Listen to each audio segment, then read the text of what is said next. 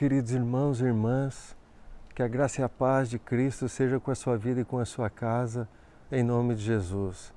Você, amigo e amiga que está conosco também, seja muito bem-vindo ao Papo de Família, que é preparado com muito amor e alegria para que, de alguma forma, nós possamos contribuir para o enriquecimento da sua vida matrimonial e familiar como um todo.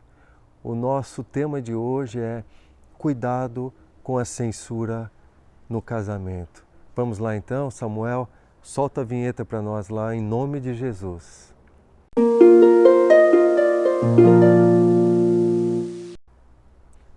Muito bem, queridos. Todo projeto, para que ele seja bem-sucedido, ele precisa ter início, meio e fim.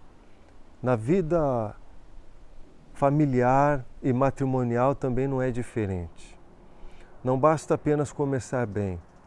Precisamos alimentar do amor que Deus derrama em nossos corações, oferecendo e se entregando para a nossa pessoa amada, a quem escolhemos passar todos os dias da nossa vida, até que a morte nos separe.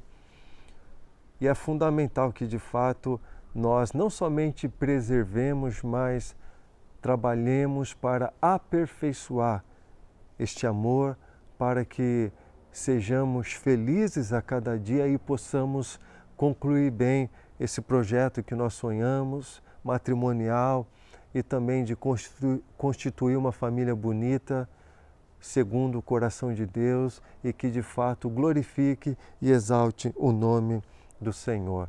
Portanto, se ele apenas começa bem, mas ele não é preservado, significa que em algum momento esse relacionamento ele vai naufragar, ele vai a ruínas, ele vai fracassar. Quantas pessoas não estão vivenciando ou já não vivenciaram este drama? E certamente esse não é o propósito de Deus para a sua vida e também para a minha vida. A palavra de Deus nos ensina que, pelo poder da nossa palavra, nós podemos bendizer o nome do Senhor, mas também nós podemos amaldiçoar ao homem. Homem este que foi criado à imagem de Deus, está lá em Tiago. Olha que sério isso. Nós podemos ferir, nós podemos destruir alguém por meio de palavras malditas, por palavras que machucam, que destroem, por palavras grosseiras, estúpidas.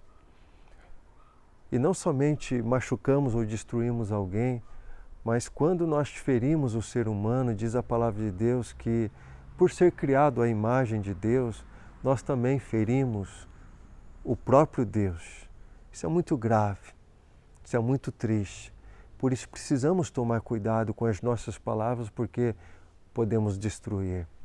Mas existem várias outras ações que nós podemos praticar em algum momento de infelicidade que pode, de alguma forma, agravar a qualidade do nosso relacionamento matrimonial e, de alguma forma, nos conduzir a uma crise.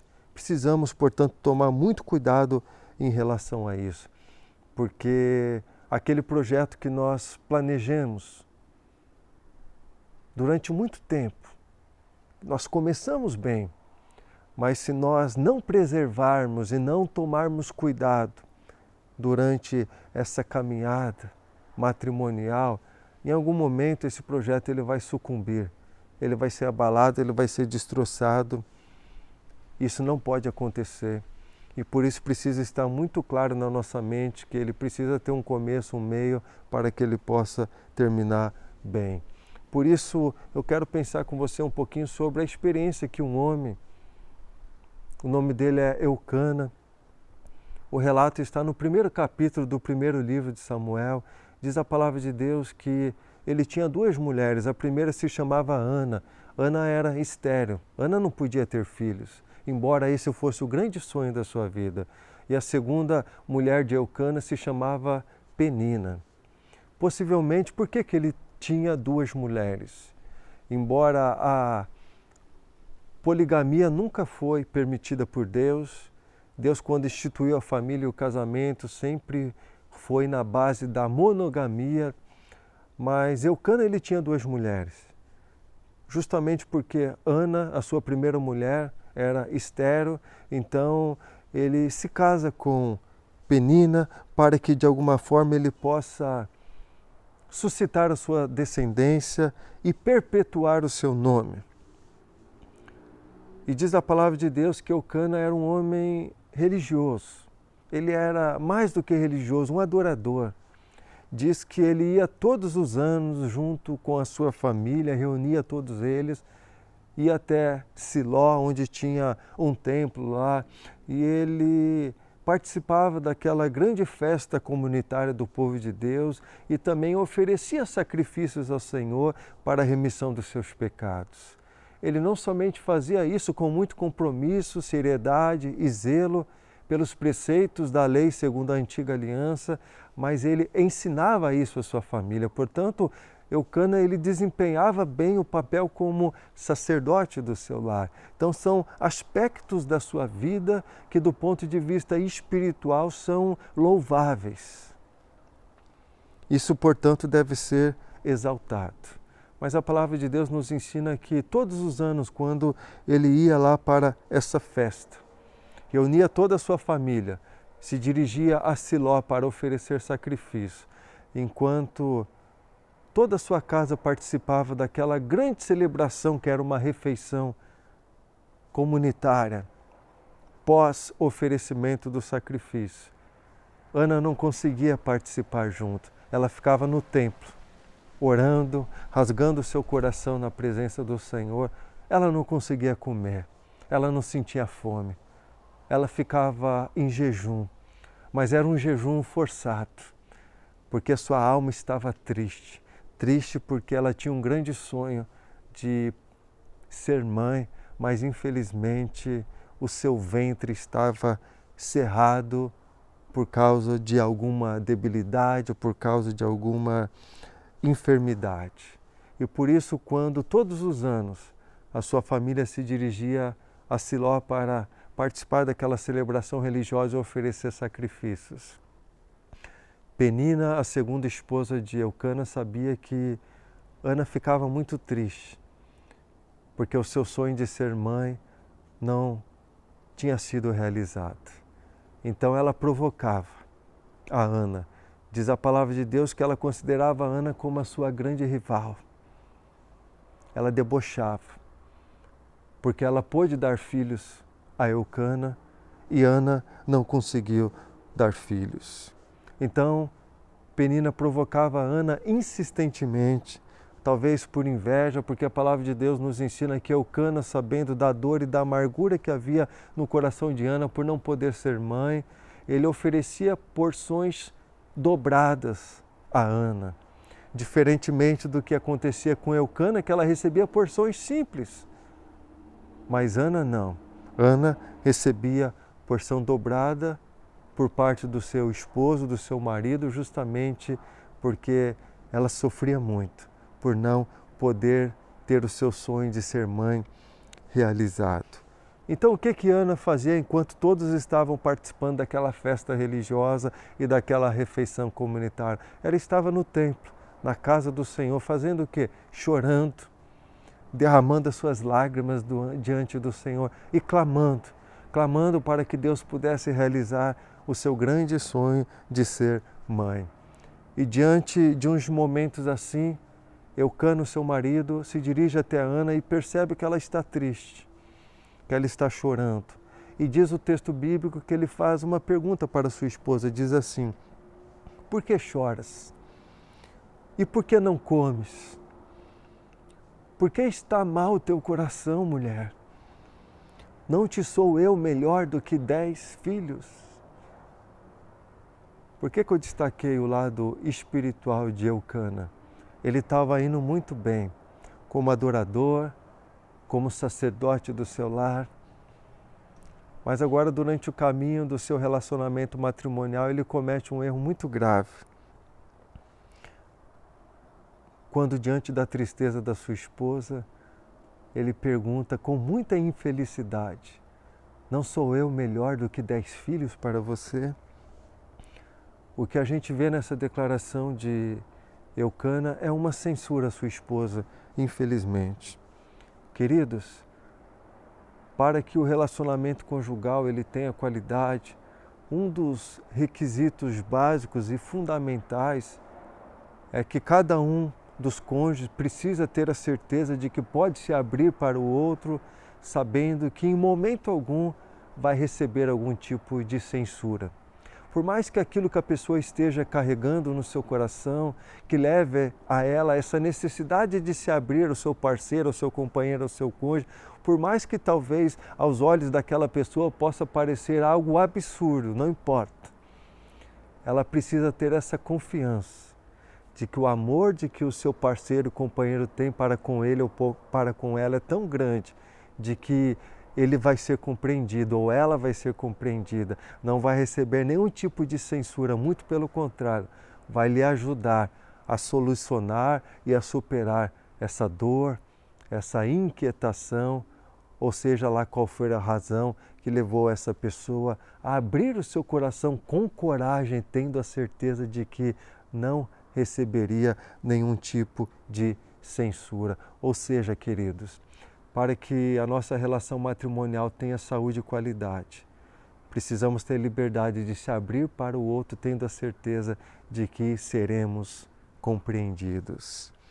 Além da forte carência maternal que Ana carregava no seu coração, ela carregava também o estigma de uma mulher amaldiçoada por Deus. Esse era o entendimento da cultura do povo de sua época. E por isso que Penina, a segunda esposa de Eucana, humilhava ela constantemente, na medida que eles se dirigiam à cidade de Siló para oferecer ali sacrifícios e participar daquela festa religiosa.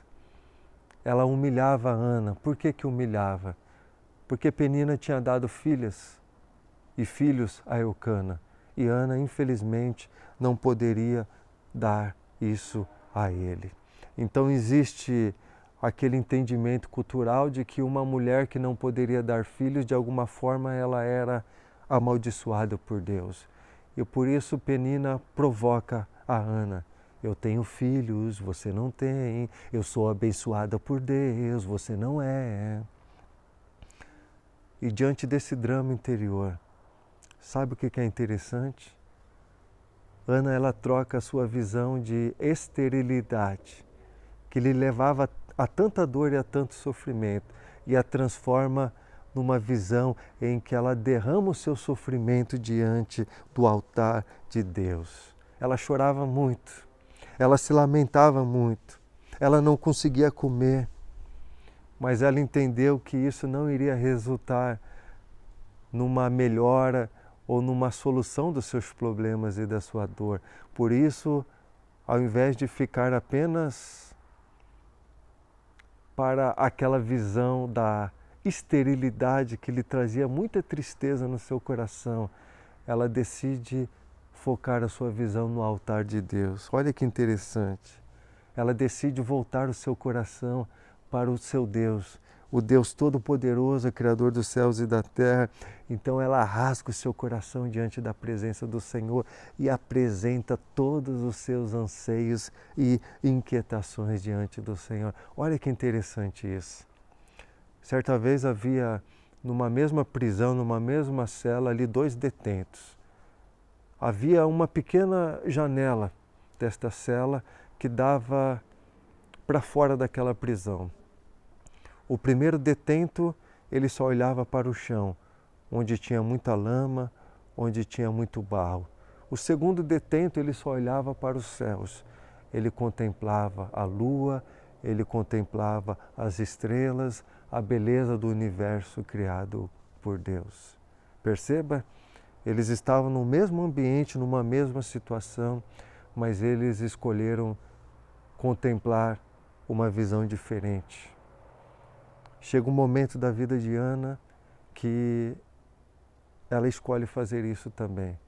Ela tira o foco da dor da sua esterilidade e coloca o foco da sua visão direto do altar de Deus. E olha o que o texto bíblico diz em 1 Samuel capítulo 1, versículos 9 a 11. Ela, pois, com amargura de alma, orou ao Senhor e chorou abundantemente. E voltou um voto dizendo: Senhor dos exércitos, se benignamente atentares para a aflição da tua serva e de mim te lembrares, e da tua serva te não esqueceres, mas a tua serva deres um filho varão, ao Senhor o darei por todos os dias da sua vida, e sobre a sua cabeça não passará navalha alguma. Olha que interessante.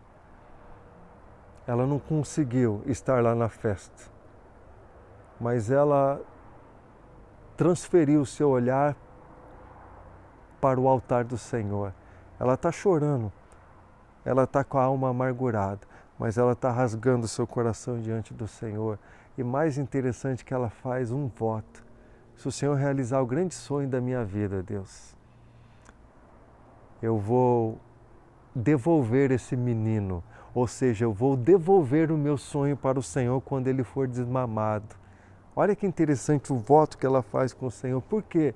O entendimento de que os filhos são do Senhor, de que os nossos filhos devem viver para a glória do Senhor e que nos átrios do Senhor é o melhor lugar, é o lugar mais especial que os nossos filhos podem viver. Olha que coisa tremenda que nós aprendemos com Ana. Se o Senhor realizar o meu sonho, eu vou devolver esse menino para o Senhor. Ele vai crescer na tua casa, nos teus átrios, no teu altar. E sabe o que a palavra de Deus diz em 1 Samuel, ainda no capítulo 1, a partir do versículo 14? E sucedeu que algum tempo depois, Ana concebeu e teve um filho. E chamou o seu nome Samuel, porque dizia ela: o tenho pedido ao Senhor. Ela se voltou para Deus. Ela entregou seu sofrimento, a sua dor ao Senhor, mas ela tirou o seu foco do seu sofrimento e transferiu para o altar de Deus. E por isso ela se tornou uma vencedora, por meio do amor, do poder e da graça de Deus.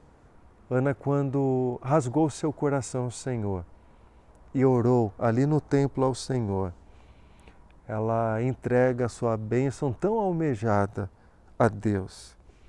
Ana transferiu para Deus as suas limitações e conquistou a vitória no amor daquele que exalta aqueles que são humilhados. Olha que coisa tremenda. E faz muitíssimo além o nosso Deus, como diz a sua palavra, daquilo que nós pensamos ou daquilo que nós imaginamos. Olha que interessante. A visão no altar de Deus, nos leva ao encontro de tudo aquilo que nós necessitamos. Por isso Deus convida você. Eu não sei qual é a situação da sua vida matrimonial, mas Deus convida você a fixar os olhos no altar do Senhor.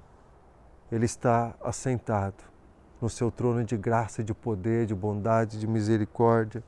E do seu trono ele diz: clame a mim e eu te responderei. Por isso, queridos, quando isso acontece, Deus, ele muda tudo na nossa vida, ao nosso redor, no nosso relacionamento. Portanto, cuidado com a censura no casamento. Eucana, ele estava indo muito bem, mas em determinado momento da sua vida, ele tomou uma atitude muito infeliz, quando ele despreza a dor da sua esposa, ao perguntar e declarar: eu não sou melhor para você do que 10 filhos? Isso destrói um relacionamento, isso destrói uma vida conjugal. Isso não pode acontecer. Temos que ter liberdade de nos abrirmos ao nosso amado, no caso das mulheres, a nossa amada, no caso dos homens, tendo a certeza de que não receberemos nenhum tipo de censura.